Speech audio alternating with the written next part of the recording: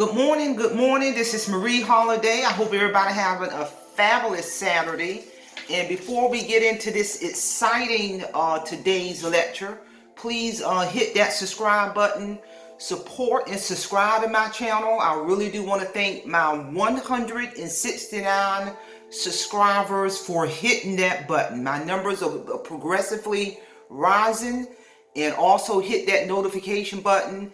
Share my channel. This channel is not possible without my subscribers and supporters. So also I'm excited about this topic I'm about to do because one of my subscribers sent me a specific request to do a upload on this topic.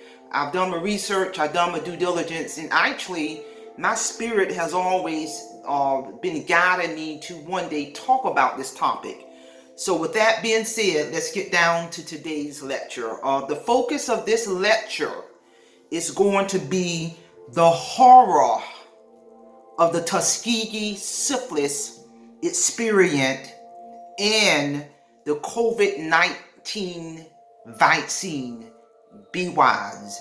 You know, ladies and gentlemen, they do not educate you about the horrors of the Tuskegee Syphilis experience. They don't do it in middle school, high school, college, at master's degree level. You know, they do not educate the world about this. Enough is enough. In the fall of 1932, flyers began appearing around Macon County, Alabama, promising colored people special treatment for bad blood, quote from the flyer. Free blood tests, free treatment by county health departments and government doctors, end quote from that flyer. The black and white signs, you may feel well and still have bad blood, that was indicated on the flyer. Come and bring all of your family, end quote from that flyer that was being distributed around Macon County, Alabama in 1932. Hundreds of men, all black, many of them poor, signed up. Some of the men thought that they were being treated for rheumatism or bad stomach. They were promised free meals, free physicals, and free burial insurance for participating in this study. What the signs never told them was that they would become part of the Tuskegee study of untreated syphilis in the black man. A secret experiment conducted by the U.S. Public Health Service to study the progression of the deadly venereal disease without treatment.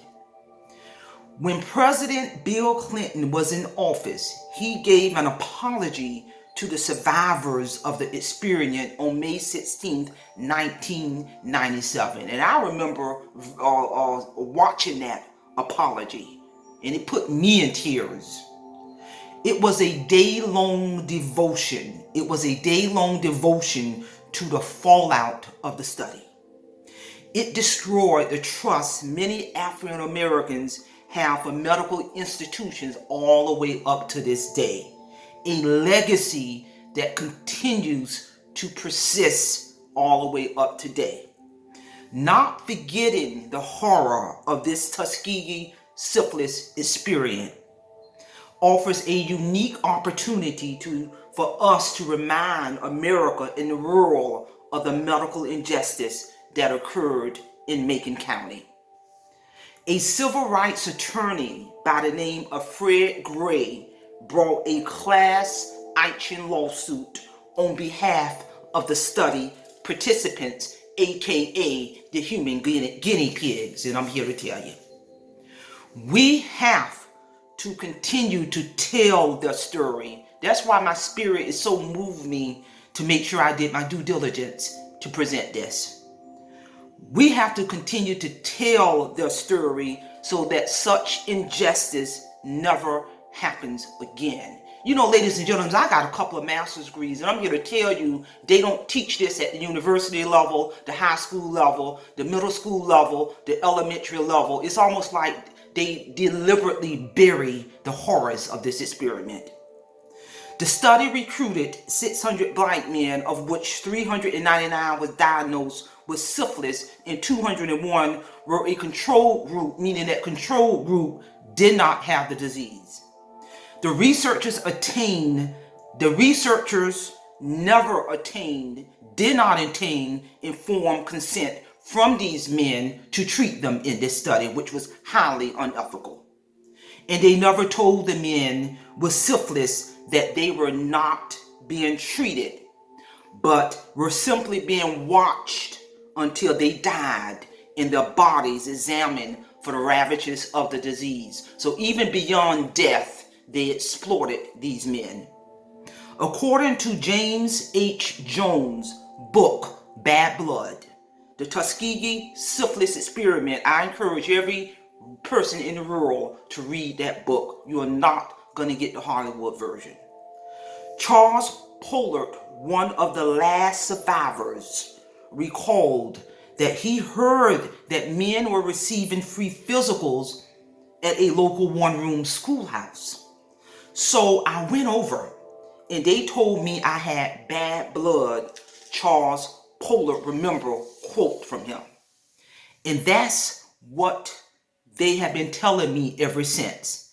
They come around time from time, quote from Mr. Pollard. And they checked on me. They checked me over and they would say, Charlie, you got bad blood. That it was in quote from the book of the Tuskegee Syphilis Experiment in terms of the information he gave. Initially, when the study began, treatment for syphilis was not effective, often dangerous and fatal. But even after penicillin was discovered and used as a treatment for the disease, the men in the Tuskegee study were not offered the antibiotic penicillin. It was deliberately withheld. Although originally projected to last 6 months, the study extended for 40 long years, from 1932 to 1972. A 40-year longitudinal study which would have a direct impact on multiple generations of offsprings from these men's, their wives, significant others, grandchildren, great-grandchildren, and great-great-grandchildren. And I'm here to tell you. Local physicians were asked to assist with the study and to not treat the men. The Center for Disease Control reported in a timeline of the experiment, decisions were made to follow the men until death. Eunice Rivers, a local nurse, was recruited by doctors to serve as a recruiter and to assist with the research of the men. Nurse Rivers, as she became known, kept records of the men and drove them to government doctors.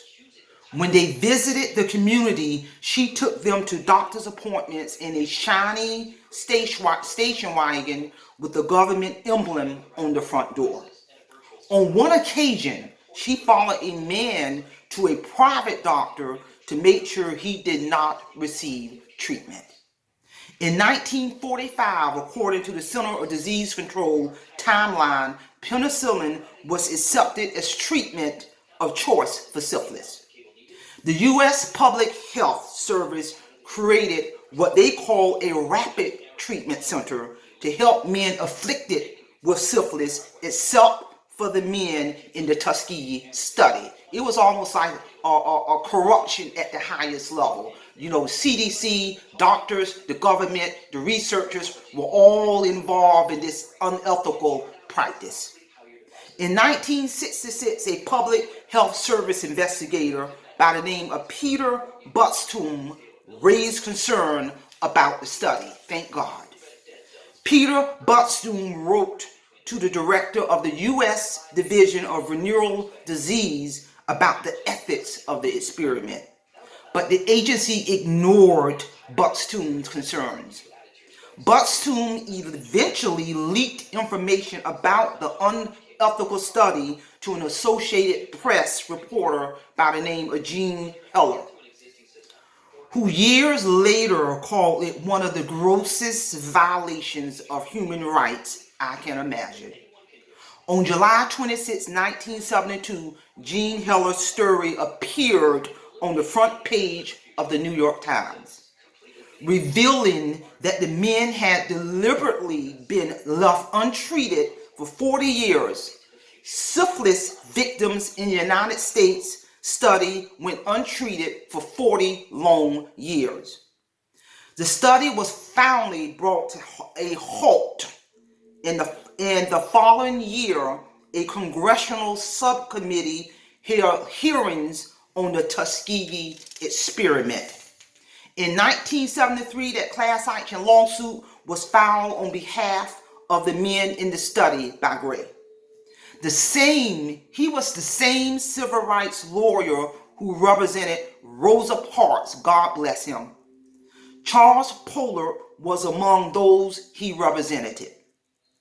A $10 million out-of-court settlement was reached in a case which was to me, that was an insult.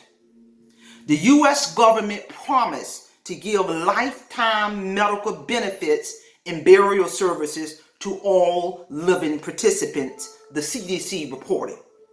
In 1974, Congress passed the National Research Act, and I encourage every person in the world to read the 1974 Congress National Research Act that they passed, which was aimed at preventing the exploitation of human subjects by researchers, mainly using humans as living guinea pigs. On May 16, 1997, President Bill Clinton issued an apology to the 8 remaining survivors of the experiment. As of 2021, all survivors are now dead. The United States government, in that apology, Clinton quoted, "The United States government did something that was wrong, deeply, profound, morally wrong," Clinton said. "It was an outrage to our commitment to integrity and equality for all our citizens in the world. To the survivors, to the wives, to the family members, the children, the grandchildren, the great-grandchildren, the great-great-grandchildren, I say what you know. No power on earth can give you back the lives lost, the pain suffered, the years of internal torment and anguish. What was done cannot be undone. But we can end the silence. We can end the silence, and he did. We can end the silence with educating our children, educating yourselves, with uploads like this, doing your own due diligence. We can stop turning our heads the other way. We can look at you in the eye and finally say on behalf of the American people what the United States government, the government did was shameful, and I am sorry. End quote from President Bill Clinton apology speech. What I want to say to anyone who's listening to this, what I want to say, what Marie Holiday want to say, is I am going to do my next upload in regards to the many unanswered questions about the COVID-19 vaccine. And I'm here to tell you. And I'm going to say everybody got to make their own decision. Be wise. Do your own research. Do your own due diligence, because it's your body. Because the minute we forget, because we forget so quick. The minute we forget the horrors of the Tuskegee Syphilis experience, history will repeat itself, and I'm here to tell you. Each person must make their own decision on whether or not to receive the COVID-19 vaccine. That's an individual decision. That's a personal decision. Do your own due diligence. However, be wise. Educate yourself first before making your decisions, because I'm here to tell you, as we speak right now, they're already recalling certain lots of the COVID-19 vaccine. So, but if you do a recall and the person already received the vaccine for that particular lot, or really, what good is that going to do? Can you do a class action lawsuit and sue the pharmaceutical company that made the bad batch? Food for thought. Ladies and gentlemen, I'm here to tell you, if a person really believed, as year after year after year after year, all the way up into 2021, unethical research ain't still going on like this, you are asleep. For the awake person, we realize stuff still going on like this, unethical research, using people as human guinea pigs. I was in the United States Marine Corps during the Desert Storm era, and I'm here to tell you, unfortunately, in retrospect, looking back on it, they inoculate soldiers with so many unapproved shots in sake of safety, and a lot of times there are medical consequences later on down the line in these soldiers, in terms of why we have to go to the VA hospital for a lot of shots and a lot of different things that we were given in the military, but later on down the line it caused catastrophic damage, and I'm here to tell you. So with that being said, I just hope do your own due diligence, do your own research in regards to whatever decision you're going to make. Do your research on the Tuskegee Syphilis experience, educate your family, your kids, your grandkids, and I'm here to tell you, because the minute we do forget, history will repeat itself. And I also want to get an audience some insight on some future uploads I'm gonna do.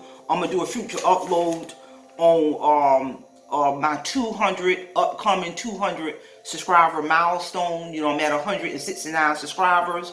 In the minute I hit 200, I'm gonna do a live up screen in regards to my 200 subscriber milestone. Be on the lookout for that. I'm very excited in regards to doing these type of uploads on certain milestones. I'm gonna do a future upload in the very near future on specifically the COVID-19 vaccine unanswered questions. I'm gonna link it to the horrors of the Tuskegee experiment. So be on the lookout for that upload. I'm gonna do a future upload on a breakdown analysis of my analytics for my YouTube channel for the April of 2021.